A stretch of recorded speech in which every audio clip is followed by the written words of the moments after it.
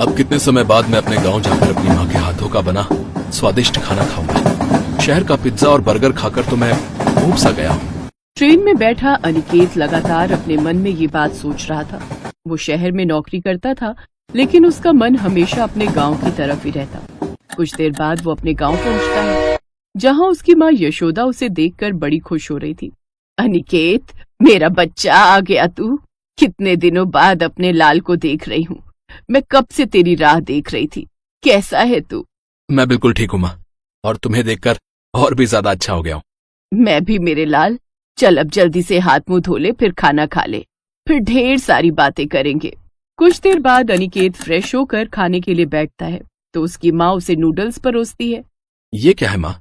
ये नूडल्स है बेटे, मैंने तुम्हारे लिए बनाए हैं। शहर में तो तुम यही सब खाते होंगे ना, तो मुझे लगा तुम्हें यही अच्छा लगेगा। लेकिन माँ, शहर में तो मैं हमेशा से यही सब खाता हूँ, और मैं तो तुम्हारे हाथ का बना कुछ देसी खाना खाना चाहता था। लेकिन बेटा, अब तो गांव में भी सभी लोग यही सब खाते हैं। क्या? लेकिन क्यों माँ? ये तो गलत है। आप अपना खान पान छोड़कर शहर का खान पान खा रहे हो। ये तो बड़ी ही गलत बात है माँ। अपनी माँ की बात सुनकर अनिकेत उदास हो जाता है। फिर अगले दिन वो गांव में घूमने निकल जाता है तो उसे हर जगह तरह तरह के जंक फूड के ठेले ही नजर आते हैं।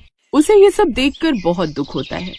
वो यही सब सोचते सोचते जंगल के पास बनी नदी के पास जा पहुंचा और वहाँ काफी देर तक बैठा रहा और सोचने लगा। ये मेरे गांव को क्या हो गया है? अब इस गांव के लोग बहुत बदल गए हैं। सब लोगों ने शहरी तौर तरीके अपना लिए हैं। ऐसा ही रहा तो ये सब जंक फूड खाकर अपनी सेहत को नुकसान पहुंचा देंगे। ऐसे तो ये अपनी सारी शक्ति खो देंगे, और खेती बाड़ी करने के लिए शक्ति तो देसी खाने से ही मिलती है। लेकिन अब उन्हें ये बात कैसे समझाऊं?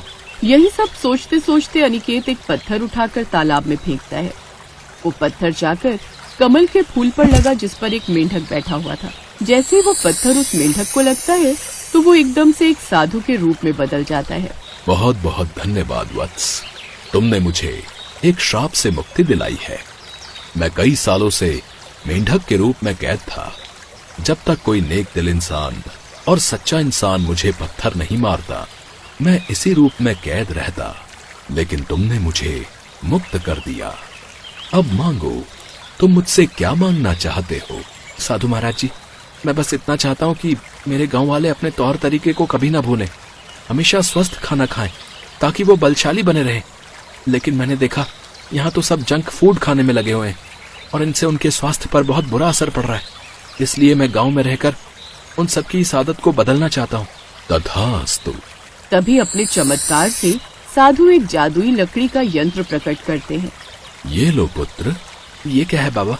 ये एक यंत्र है। इससे तुम यदि एक तरफ खाने की सामग्री डालोगे तो दूसरी तरफ वो बेहद ही स्वादिष्ट बनेगी। अगर तुम्हें यकीन ना हो तो तुम्हारे पास कोई चीज है तो उसे इसमें डालकर देखो। अनिकेत के पास थोड़े से पोहे जेब में रखे हुए होते हैं। अभी तो मेरे पास ये पोहा है, वो भी कच्चा। क्या मैं इसे डाल सकता हूँ? अवश्य अवश्य पुत्र। तभी अनिकेत उस पोहे को उस यंत्र में डालता है, जिससे देखते ही देखते वो यंत्र उस यंत्र के दूसरी तरफ पूरी तरह पक कर आ जाता है। ये देख अनिकेत हैरान रह जाता है। अरे वाह बाबा, ये तो चमत्कार है।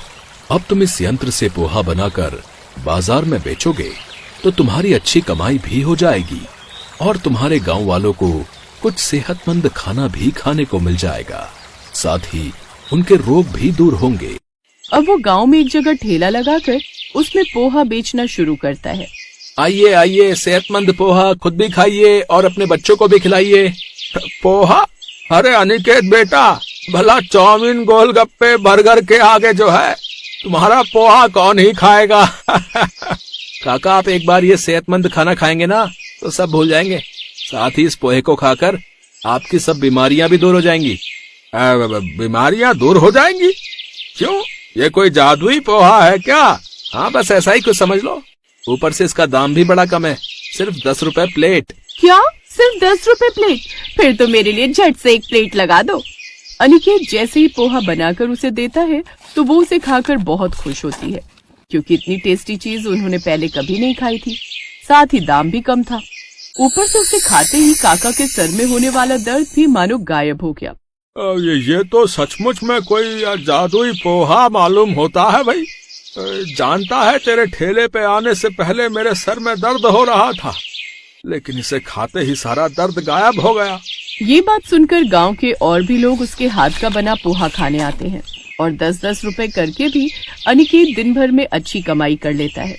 जैसे जैसे लोगों को उसके जादुई पोहे के बारे में पता चला, सब लोगों की भीड़ दूसरे ठेलों को छोड़कर उसी के ठेले पर लग गई। भले ही पोहे का स्वाद और जादुई होने के कारण लोगों की बीमारियां दूर हो जा रही हों, लेकिन अच्छी बात यह है कि कम से कम इससे लोगों को आराम तो मिल रहा है और वो बेकार की शहरी चीजें खाने से तो बच रहे हैं। लोग उसके पोहे के शौकीन बन जाते हैं। गांव के लाला को जैसे ही इसकी खबर लगती है तो वो बड़ा गुस्सा होता है, क्योंकि अब उसकी वजह से उसकी दुकान और लगाए हुए ठेलों पर बिक्री नहीं हो रही थी। ये क्या, जब से इस अनिकेत ने खुद का ये काम शुरू किया है मेरा तो धंधा ही चौपट हो गया है। अरे मालिक, सुना है उसके पास कोई जादुई यंत्र है जिसमें वो कच्चा पोहा डालता है और वो स्वादिष्ट और जादुई पोहा बनकर अपने आप उस यंत्र से निकल आता है। अच्छा, तो तू आज ही जाकर उस मशीन को चुरा ला, फिर हम भी उसकी तरह खूब नोट छापेंगे। राजू और जग्गा रात को चुपके से अनिकेत के घर से वो मशीन चुरा लाए और अगले दिन लाला उस मशीन से अपनी दुकान पर पोहा डालकर निकालने लगा, लेकिन उसमें से पोहे की जगह मिट्टी बाहर आई। अरे ये क्या, इसमें से तो मिट्टी बाहर आ रही है, लगता है ये मशीन खराब है। लाला गुस्से में उस यंत्र को पटक देता है।